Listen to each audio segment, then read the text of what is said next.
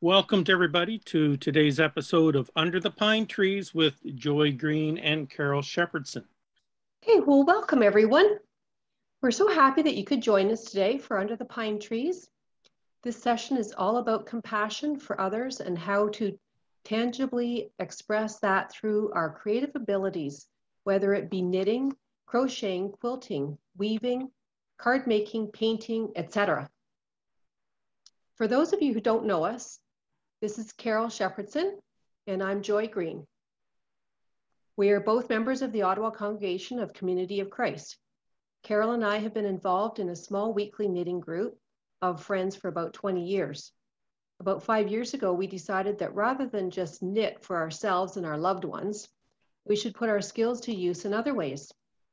Today, we will be talking mostly about prayer shawls, but we think that most of what we have to tell you can also be applied to creating other items to give to someone in need. If anyone has any prayer shawls today or prayer claws that you would like to have blessed, we will be offering a blessing a little later.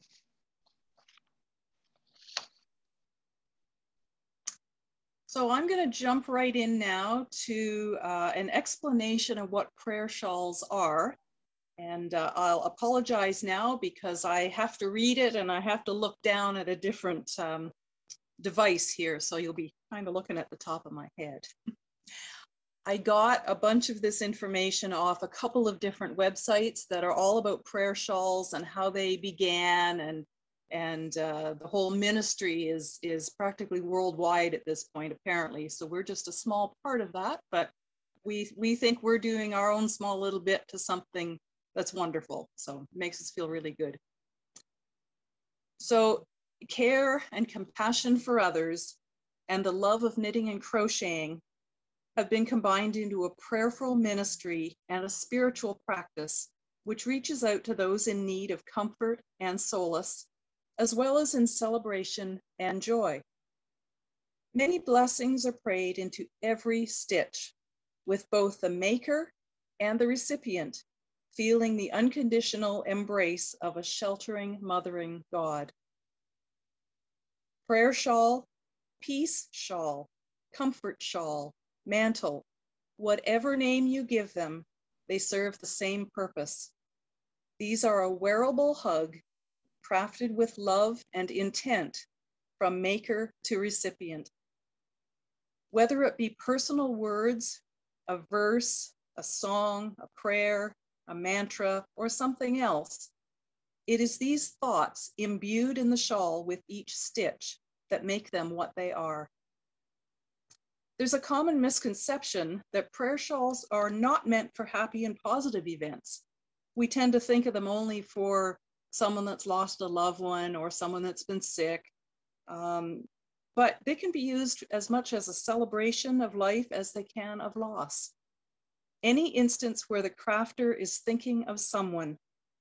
In the words of the Prayer Shawl Ministry, the group that started all this, shawls can be used for undergoing medical procedures, as a comfort after a loss or in times of stress, during bereavement, during prayer or meditation, commitment or marriage ceremonies, birthing, nursing a baby, a bridal shower or a wedding gift, during an illness and recovery, ministering to others, graduation, birthday, anniversary, ordination, holiday gift, or just for socializing.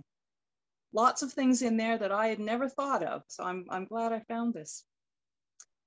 Prayer shawls can be knitted, crocheted, quilted, woven, or worked by any other means that you can think of.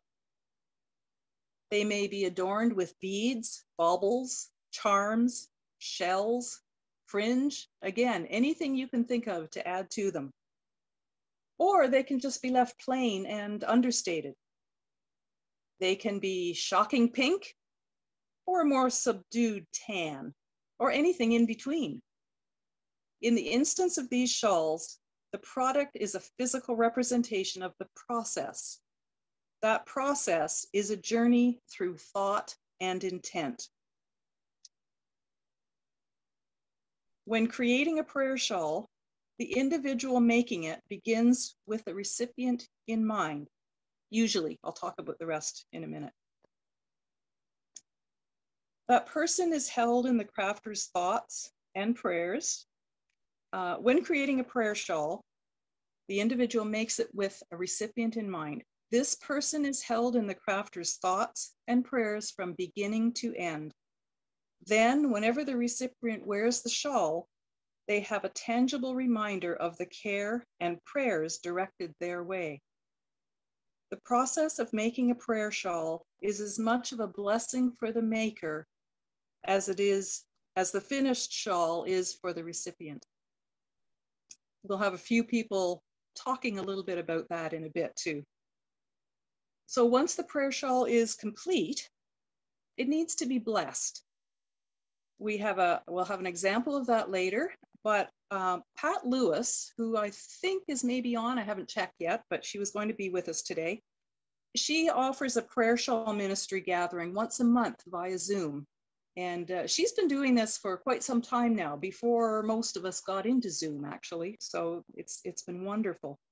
And during this time, once a month with Pat, a blessing is given on any of the shawls that are completed or almost completed. And that way they are ready from at that point to be sent or handed to someone that is receiving it. Okay, so, and also some congregations are including a prayer shawl blessing once a month or every couple months as needed. And I love that. So I'm hoping that any of you whose congregations are willing to support you in this ministry might do that too, if you don't have any other way of getting them blessed. When the shawl is actually going to be gifted, usually a card or a prayer or a verse of some sort is put in with the package and sent along with it. Anything can be on that card that you feel needs to be given to that person. There's a lot of example ones out there that you can find online, or you can check with anybody that's been doing this for a while to see what can be written, but you can probably come up with something. Remember, it's all about care and compassion for the person that you're giving it to. So, as I said earlier, usually when you start making a prayer shawl, you start it with the person in mind that it's going to, but we've found that there's always a need that comes up that we haven't thought about. And I don't know about the rest of you, but I can't make a prayer shawl in a day or two. It takes me quite some time to sit down and put the hours in. So what we have found is that if we start making one, sometimes in the making of it, a name will come to you that this shawl that you are making is for a certain person, at which point your prayer can be for them, your thoughts can be for that individual. On the other hand, if you're just making it to have it for someone somewhere down the road, there is a little prayer that I found that I think really fits what you need to be thinking about. And you can pray this every time you sit down to knit or crochet. You can do it once in a while, however you feel comfortable doing this. Let me just read you this little prayer. Dear Lord, please bless these needles or hooks of mine, that I may make a shawl of strength, faith, health, and love. Give this shawl the ability to comfort, the ability to heal, the ability to give strength where it is needed. May the recipient be able to know that you are with them and that they are not alone, that they are cared for and loved and prayed for, that your loving arms are around them to protect them for whatever reason they should need, whenever they put this shawl on. Lord, thank you for these blessings that this shawl is being given. Amen.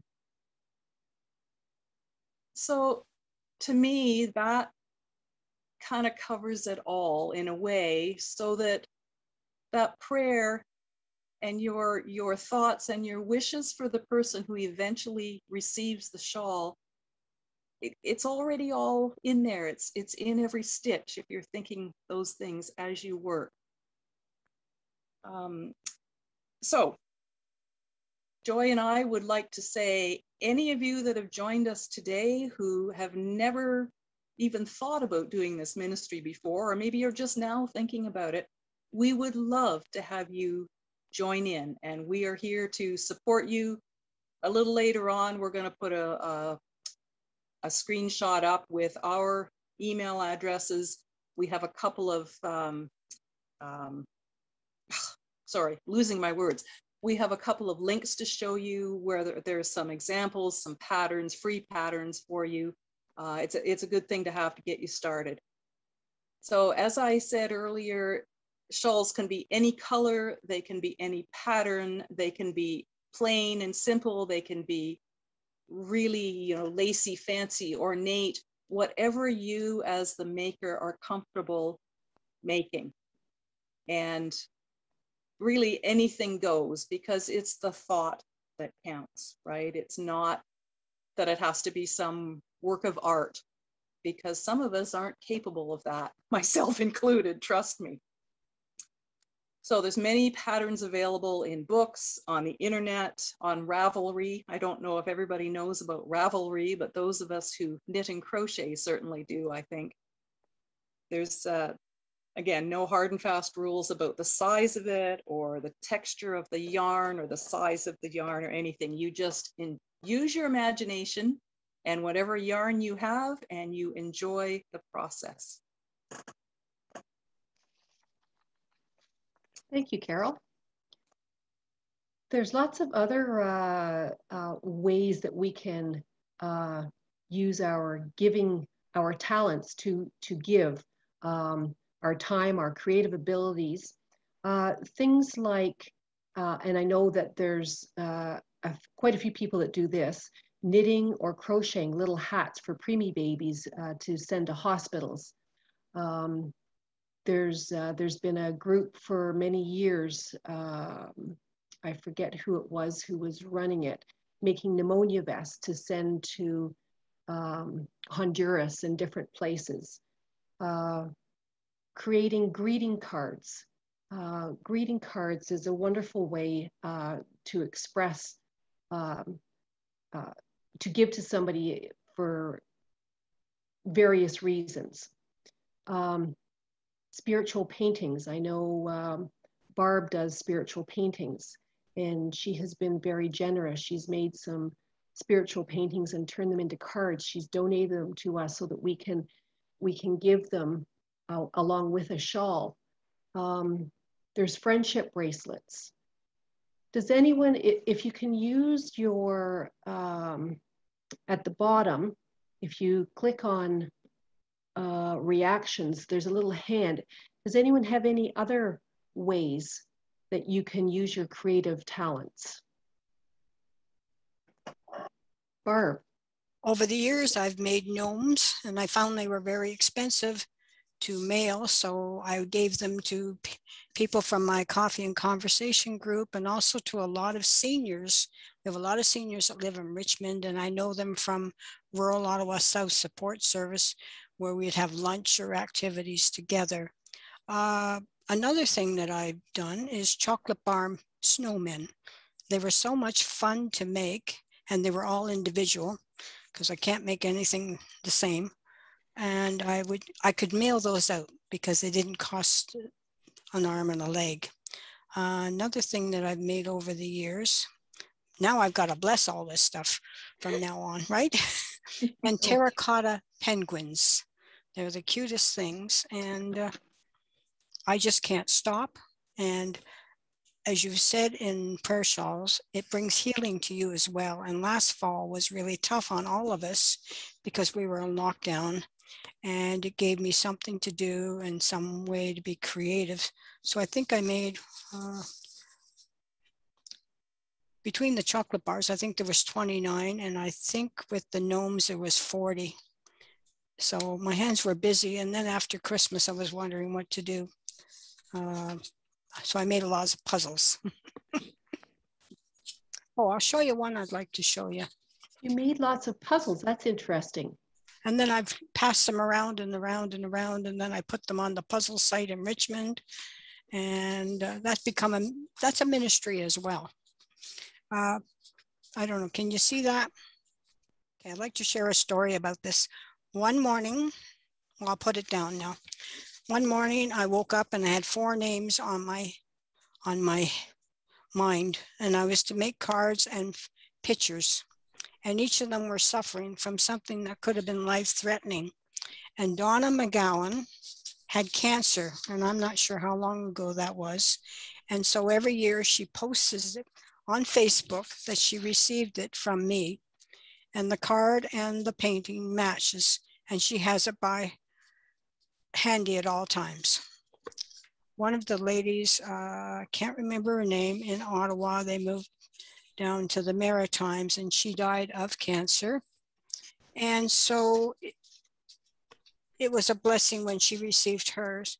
Some of you remember, especially the Ottawa ladies, Catherine Villeneuve. She was a very young lady, a church member, and she was dying from cancer. So I made this one, and I call it, I don't have, it's, her mother probably has it now, but I call it my coat of many colors. I never Hold it up a little bit higher, Barb. Yeah, thank you. That's my coat of many colors. I never know what's going to come out when I do them, but I know that they are such a blessing to others, and they, as you say, you get blessed as well. Thanks, Barb. Thank you. Thank you, Barb. That's wonderful. You're always giving. I can't help it. I do receive the odd time, and it blows me away. Is anyone else? Pat. Thanks. Last November, December, the Slim group in Chatham challenged us to do something in our communities. And so do you know how appreciating people are to receive a simple dishcloth in their mailbox? My street, thank goodness it's only 1 block long. So every mailbox received a dishcloth and a, Merry Christmas. And this is from Pat at number 6.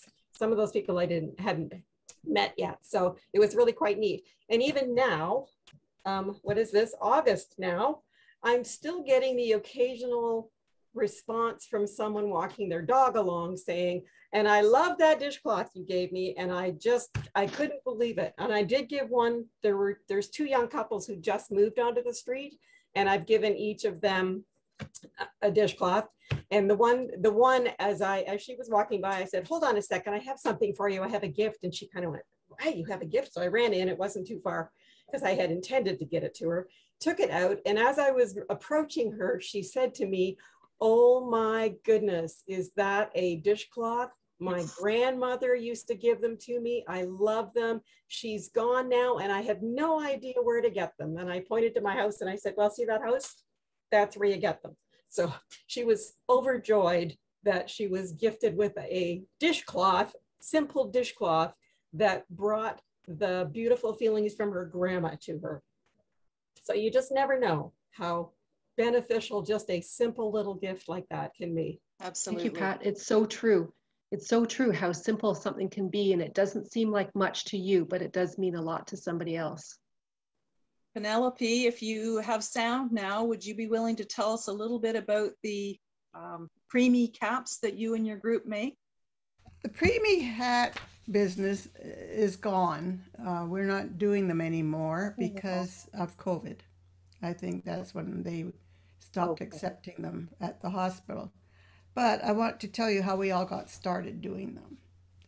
My granddaughter attended university in Hamilton, and she was one of 7 roommates in a house.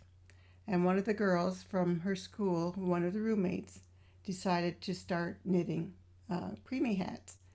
And then Kira started to knit preemie hat, and I thought, that we have 3 or 4 hospitals in close to us all, and so I started a group of women and asked them if they would be interested in spending a certain night of the week knitting at my place. And so we started that way. I think I had 6 or 7 ladies to begin with. And then I would take pictures of what we accomplished and show them on Facebook and then take them to the hospital because we had to have bragging rights. And so we had all kinds of different styles and just we made up the same pattern to start with, and then we do the add-ons with whatever. I use pom-poms a lot of the time, and just the ragged pom-pom instead of the formed pom-pom, and they seem to go really, really well. And sometimes I put them on the front of the hat, sometimes on the top of the hat, and sometimes on the side of the hat. So that was one style. I usually got to the point where I could just knit them without a pattern, which was what I really liked because then I didn't have to fuss so hard with them. A friend of mine from out in Washington State named Francine Inslee, I don't know if any of you know her or not, but she got wind of the fact that we were doing these hats, and she wanted to be a part of our group. And so she became a part of our group and mailed hats, hundreds of hats to us. She started off with about 35 of them that she packed. Well, she said her time alone was in the morning at 5:30 before her husband got up, and she could knit a hat before he arrived on the scene. And so she wanted to mail them to us. And I said, why can't you just send them to a hospital in your area? You could take them up to a hospital, you know, and they'd be happy to have them. No, I want to be part of your group. So that's how we ended up with hundreds and thousands of hats. Probably, well, hundreds of hats. We probably got close to 1,000 before we stopped. Because the last time I went up, I had a lot with me.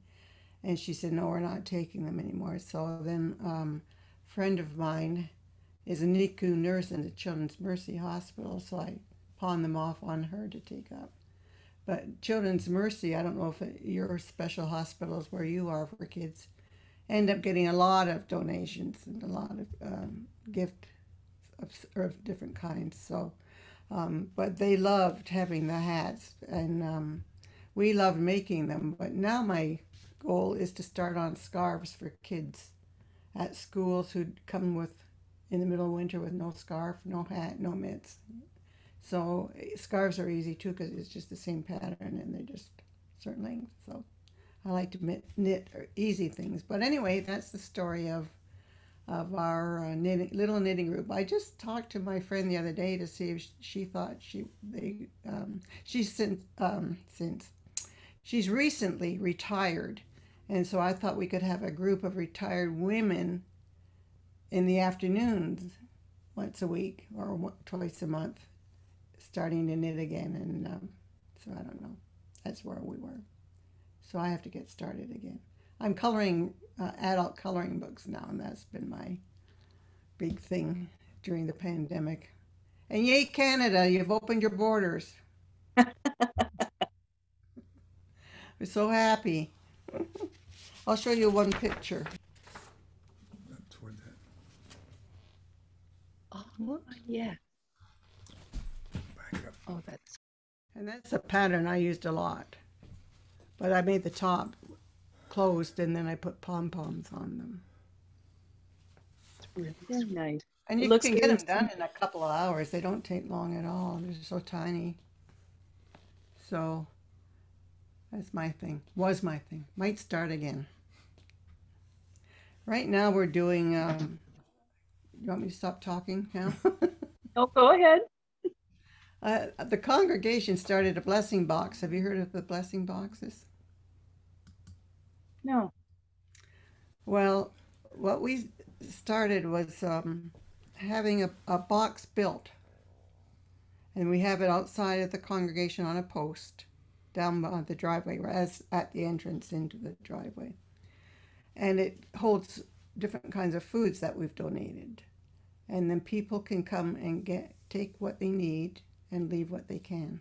There's the sign up there. So twice a week or 3 times a week, I help Sue McLaughlin, who came up with the idea. I mean, it's a known idea, but she came up with the idea for our congregation. And we fill them. We've had sort of like a donation time to start with, of course, and then we all, as a congregation, donated certain items to go in there.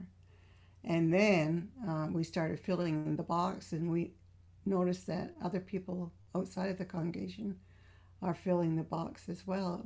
And a lot of people are taking food out, and mostly on weekends, because that's when they run out of, on Fridays, they'll run out of money to tie them over the weekend for groceries. So they'll come. We have no idea who's taking it, but we know in the area that there are some taking it. There could be a bunch of kids, but we figure that our role is to provide it, and their role is to take it, whoever wants it. So we don't say, oh, they're all taking it. No, that's not the idea. The idea is to provide it, and then they can decide on their own what they want to do. And so it's been pretty successful. One of the staples is peanut butter, and another staple is bread. People like to have loaves of bread. So Sue goes to dollar store Tuesdays and Fridays, because those certain stores are when the breads are delivered. So she can buy a nice loaf of bread for $1, and we provide the breads too. So that's just a new thing that we've started, and there's a design for the boxes, and they're made out of wood. And anyway, we just got started on that. It's quite successful. Danny's got another picture. That's a wonderful idea, Penelope. Thank you for sharing that. I've never heard of that before. Yeah, well, we call it a blessing box, or there's another name for it too. I don't know what it is, but I like the blessing box title. But her daughter, Sue's daughter, lives up in the Quad Cities, up in Iowa and Nebraska, and all up in that area. And she's in charge of 7 of them. And she's got people working them. And she said peanut butter and personal care items, we put some of those in too, are the things that people need the most. What are you doing, Danny? Just tell him I'll send you a picture. Yeah, he'll send you a picture of the box later. Okay. In an email. Right. Thank you. So anyone else that would like to share any charitable crafting that they've been doing? Hi, everyone. When the pandemic was starting and people were not able to access face masks, I know many of you made face masks, and I think I made close to 100. Gave them out just to family and friends. But one thing I did that it made me think of Pat's testimony is I put several of them in a box. I made adults and children's face masks and just put them at my front in a box on a chair at the front of my driveway and just wrote free on them. And I thought, I had no idea what would happen. I thought maybe no one will take them. And I put them out, I guess, in the morning. By that night, there was 1 left. And I had close to 30 face masks, I think. So what it was the same experience that Pat had. It was people stopping me, people stopping my husband, and neighbors that we hadn't really spoken to or really met. And then I actually had another family ask me if I'd make some more. So now that family, every time they walk by, we wave to each other. So it's just been a real outreach for us. And it wasn't difficult, and I felt good about it. Thank you, Jeannie. Amy Shepherdson had her hand up too. I don't really do prayer shawls or blankets or things, but I do stuffed animals. I crochet. Hang on, I'm trying to bring up the. So there's that's a crocheted octopus that I did a couple of years back.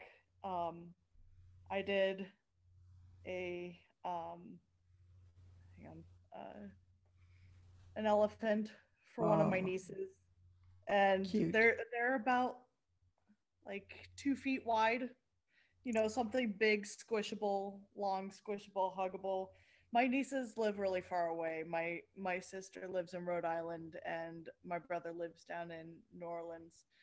Um, and so I know that sometimes my nieces go through some rough times. They're right in the middle of teenage phase for some of them, and so like yeah, it's something that I could give them. And so like I was crocheting about you know, hand size stuffed animals like rabbits and narwhals and things like that um, for my friends at work because they were, you know, working in the kitchen sometimes gets a little hectic. Um, and I know that it's a little silly to have a stuffed animal as an adult, but like, or at least most people might think that, but I think it's just fine. So it's like, I'll just provide stuffed animals for people. Um, um, except for a couple of months ago, every now and then my wrist gets too bad from you know too much crocheting and knitting. I'm sure you guys feel that too sometimes, so you have to take a break. Um, and so I bake as well. I bake cookies year round, um, and my baking season is like American Thanksgiving. Um, for 2 weeks and I bake up to 1,000 cookies. And like I've been doing this tradition for about 4 years now where I just bring a huge container to like our local restaurants that we've become friends with some of the cooks there and stuff. And it's just like, you guys make other people's day happy. So like, have a good Christmas, have a good holiday. I know these are stressful times, you know. And like it's just something small I can do. So yeah. That's excellent. Thank you, Amy. I've been on the recipient end of Amy's baking. Amy's baking is great. Last year when COVID was going heavy, there was a group, it's called L'Arche. I don't know if anyone has heard of them before. I had never heard of them before. I didn't know anything about them. But they were in need of one of their homes here in Ottawa. They were in need of a bunch of hospital gowns. And so they reached out to a bunch of different people to see if people could sew them for them. They had got all different kinds of fabrics. There was like bed sheets that people provided. There was shower curtains that people provided. There was all kinds of fabric that people provided to this group of people. And what they did, they handed out a pattern and they sent the fabric around, they sent thread, they sent binding, they sent all the necessary things to people who were offering to sew. And I ended up actually sewing 20 myself, 20 gowns, and sent them back to them. In the end, there was, I think, 10 or 12 sewers, and we made 280 some odd gowns in total, far beyond their expectations of what they were originally looking for. So that was a really interesting experience. That's great. Do you know the name Henri Nouwen? No, I don't. He's an author that people have used quite a bit in worship services. It's spelled HenriNouen, I think. Henri Nouwen. Anyway, he spent time at L'Arche looking after a guy named David, and he wrote about that. Art has posted in the chat that L'Arche won the Community of Christ International Peace Award. I wasn't aware of Right. that. And Jean Vanier is the one who received the award for the organization. Mhm. Art has just posted that as well with a link to that award. Mary? Well, I'm going to show a picture of the blessing box. Oh, go ahead, Penelope. And it has a shelf in the middle at the top here, and then longer shelf. I mean, this one doesn't have the shelf and cut it off, but this side has. Whoops, where am I going? Mary Mitchell? Yes, I just became aware of a lady in Timmins who is collecting squares. I think there are blocks for quilts. I think that she likes blocks about 18 inches square.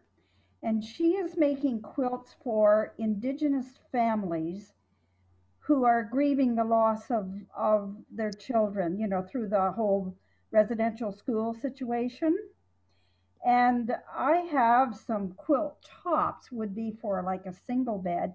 I haven't contacted her yet, but I'm thinking that I might want to donate the quilt tops that I've made if she will finish them, you know, for that project. I just heard a little bit about it on the radio about 2 weeks ago, and I managed to get her name down, but I must contact her. It sounds like a wonderful thing that she's doing to bring comfort to those families who have maybe suffered for years with the loss of their children. Anyway, I just thought I'd mention that if anyone, I know Jeannie quilts and so on, and there are others. Maybe she just wants to collect the squares only, I don't know. But if she's willing to accept tops for a single quilt, I would be quite happy to. I think that would be a wonderful thing to do, and to know that they're going to bring comfort to some Indigenous families who have suffered the loss of children over the years, you know. Anyway, I just thought I'd mention that. If I can find her name and contact information, I should post it. I have it written somewhere, and a phone number and so on, find out more information about it. Louise? I've seen a box that they put on a tree, and what they do, they put books. And so what people do, they take a book, and if they have books that, you know, they don't want anymore, they put it in there. So, and there was a big variety of books. So I found that really interesting. Yeah, just so many wonderful ideas. I was thinking of when I had two grandsons born that were preemies, and they were going to be in the hospital a long time. Someone made beautiful small quilts and put them over their incubators at night, so it would be nice and dark for them. And when they got to go home, they got to take these quilts with them. I thought they were a wonderful gift for new babies. Some other ideas, I kind of mass produce things when I do them. I started knitting scarves. I probably knit 50 scarves, you know, the curved ones that were so popular. So I got homes for those scarves. One thing that wasn't mentioned was working with fleece. Like I would use the sewing machine for that. And the fleece blankets and shawls were well received as gifts for people in need and people that were going through bad times. Oh yeah, and what I wanted to mention too, what my sister did in Chicago in Friendship Village, she couldn't see very well, but she could use a big crochet hook, and the ladies would make balls of plastic bags, and she would make the mats for the homeless. And she did this until she just about wore herself out. But they were wonderful. They were nice and thick and much better than lying on cardboard. So those are just a couple of things that came to mind I wanted to share. Thanks, Mary. That actually reminded me when you said fleece blankets. My mom is 92 and she's in a retirement home, and they were very good there. They managed to keep COVID completely out of the retirement home. no staff, no residents got it. However, that meant they spent an awful lot of time in their rooms, no activities. There were a few weeks where they couldn't even go and eat in the dining room. And anyway, somewhere along in that time, one of the staff members made, I think it was 180, just little tiny throw, like knee blankets out of fleece, but with, it's like 2 layers, and then you cut them as sort of for a fringe, and then you knot all the pieces of fringe together. There's no sewing on it, but they're so soft and cuddly, and my mother just loves it. She was so impressed that someone would do that for her and for everybody else there. And I'd completely forgotten fleece. about that. Yeah, And thanks, Mary, for reminding me. Sews up quickly. Mary Welton, I don't know if you know Diane Bates from Yes, I do. When she passed away, she had started to make this blanket for a baby that was coming, and it was with Swedish weaving. We do it on monk's cloth, and you run yarn into a pattern, and you just sew it into the monk's cloth in a pattern. And so I really got close to Diane, and I wanted to finish this for her, but I had never asked her for a lesson. I had always watched her do it, but never asked her to show me or whatever. So I got online, thank goodness for internet, and I learned how to do it, and I got the material, and I was going to finish the blanket, but Hank, her husband, decided that he could do it. He had watched her and he knew how, so he finished it for her. But in the meantime, because of Diane's inspiration, I started to do Swedish weaving too. So I used to do blankets for friends and for family, and I actually found this great pattern with the alphabet on it, and it makes a baby blanket. They're heavy. They're too heavy to kind of put on top of a baby, I think, but they'd be okay for them to lay on the floor, or to put over to warm them in a buggy or something. But yeah, so I've learned how to do that, and I've made, I think I've made about 4 or 5, maybe more. It's a great evening thing that I do in front of the television, and I've made bigger blankets too, but I just have to give credit to Diane, because she kind of inspired me to do that. So good for you, Pat. I've seen those. They are beautiful. So many talented people and so many different ideas. That awesome. Okay, well, I think what we will do is move on. We would like to actually, if anyone has anything that they would like blessed, we'll move into our next session by having a blessing prayer. So at this time, if you have a shawl to be blessed, or prayer squares, or anything that you have, if you want to hold it. As you can see, I have a few prayer squares here. These are little angels on here. If you have anything like that, please get that. Hold it, touch it, and please bow with me. God of creation, redemption, and sustaining grace, we praise you for the opportunity to take part in this ministry so that we might see a world beyond ours. We thank you for putting those in need on our hearts and in our minds so that we might fully live out your call to love and to serve. We ask that you bless these shawls and those who will receive them, and all of our other crafts that we create. May we feel the love, comfort, and peace of your presence, and may your light shine in them and be a beacon of the hope that is promised to all of us. Amen.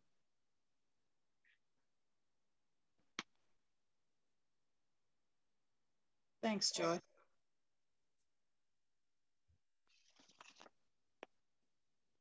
So I think at this point, we're getting close to 4 o'clock. What I'd like to do is, Joy is going to put there's a couple of slides with our contact information and a few resources for you if you want to write them down. She'll leave it up there for a little while.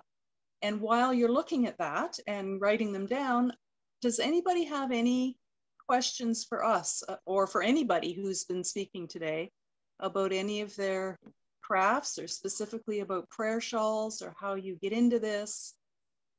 I'm open for questions. Hi, Carol, Catherine here. As you can see, I'm sitting under the pines for everybody today. I just wanted to encourage congregations to support arts and crafts as a way of finding ministry within their congregation. Sometimes people don't have the resources to purchase materials, but they may wish to be part of a ministry. So if the congregation is really looking at ways of looking at their budget under ministry and enduring principles, that they add a little bit to their budget. And if you don't know if the congregation has any budget, at least call and ask the financial officer and we can put it into the budget. Because if we don't know that there's a need, or if we don't know that that's something people want to contribute to, I'd ask, reach out and ask. So thank you. Thanks, Catherine. That's a very good idea. And I know some congregations are already helping out with that. So I'm glad you pointed that out. Pat Lewis, would you like to say anything at all about the your prayer shawl ministry group? Well, I was going to comment a couple of things about Catherine's idea. 2 things that make it more important to congregations is, 1, gift a shawl to some of them. And the second is have actual prayer shawl blessing at a service. When people are invited to join in adding their own blessings to these shawls, it just becomes so much more valuable for them, understanding the whole ministry part of it. So those are 2 things.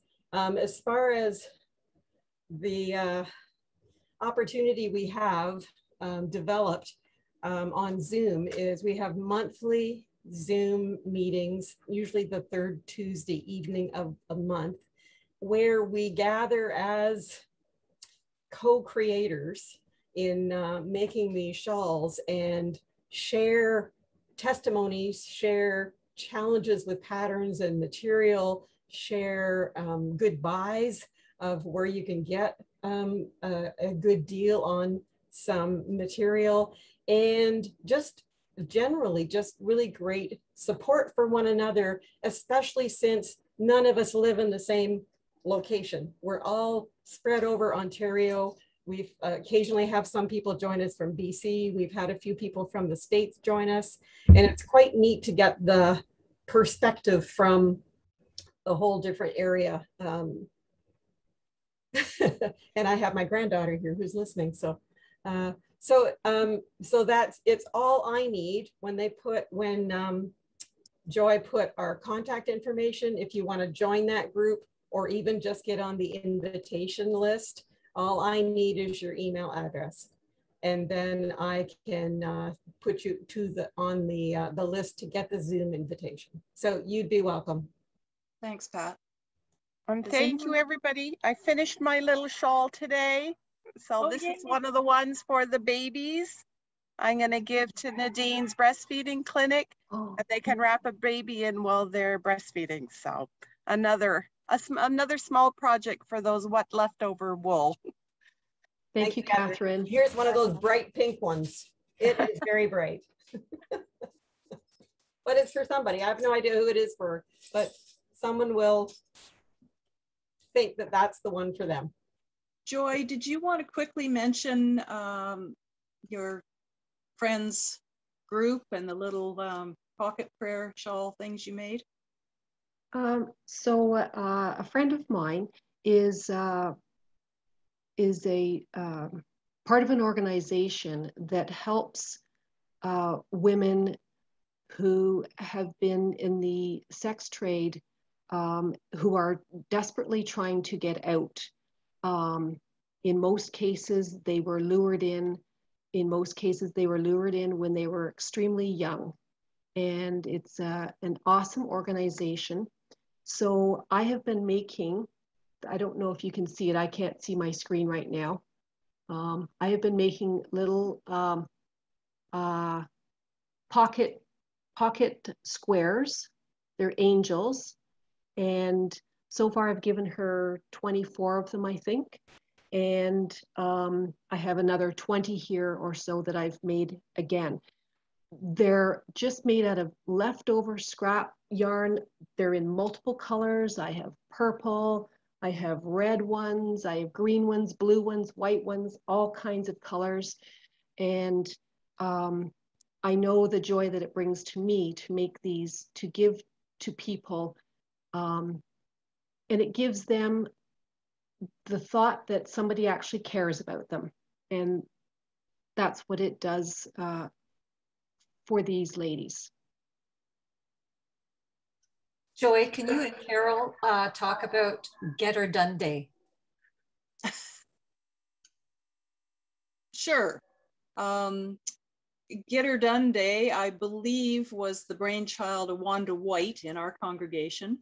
And it's just, we were doing it once a year, twice a year at our congregation, just a whole day of everybody getting together that had any sort of craft or project that you just never seemed to quite get finished. And so it was a day to bring it in and have some social time with your friends and work on your crafts. But it became so much more than that. It's been, oh, and then we had to switch to doing it over Zoom, of course, for the last year and a half. But it's been just that support group, seeing what everyone's doing, sort of rah, you know, to finish something. And just that extra social time with sometimes people that aren't necessarily your good friends from the congregation. You obviously know them, but you haven't really spent time with them. And I really appreciated that aspect of it, to get to know the people a little more. And it's a wonderful place to invite your friends from outside the church, which has been fantastic too. We've had quite a few people come many times that didn't really know any of us before, except the one who invited them. So it's been great. I loved coming to Get Her Done Day. It was a great thing. And I'm not a crafter. And so I would bake or sign Christmas cards or something just to take part because the conversation all day long, like it wasn't just an hour or two. Did we start at like 9 and end at 4? Yes. It was like amazing, absolutely amazing. And that's how I got the idea to ask you both today was Get Her Done Day. And because we're talking about Naronto, a Naronto reunion, just going to say that last time we had a live Naronto reunion, we had Stephanie Whitworth come and say, I want to do something. I want to give back. And so she decided to do rock painting. I don't know if any of you did it. Joyce made so many of these and since has made so many of these. And I know it was so popular that they went out during that week and bought more rocks so that they could do it with senior high. These are getting around. I don't think Stephanie knows what a powerful ministry that she started at Naronto. So just a beautiful, beautiful thing. I just wanted to add that I did paint rocks with a group. And what we did, we'd go on a walk on a trail and just put the rocks here and there. And they usually add a positive word or just a beautiful rock like that. And yeah, sometimes people picked it up and sometimes people just looked at it, made them feel good and left them for someone else. Just an idea. you twigged my memory when you were when you said it was the Get Her Done Day. I've always wanted to have my own business called Unfinished Business. And so that would be another really good name for a creating connections opportunity to gather people who had craft stuff that they needed to get done and just needed the support to get over that hump of starting it again and getting it done. So I decided that if I had a business called Unfinished Business where I would finish other people's stuff, I would never make any money. So nah, that didn't work.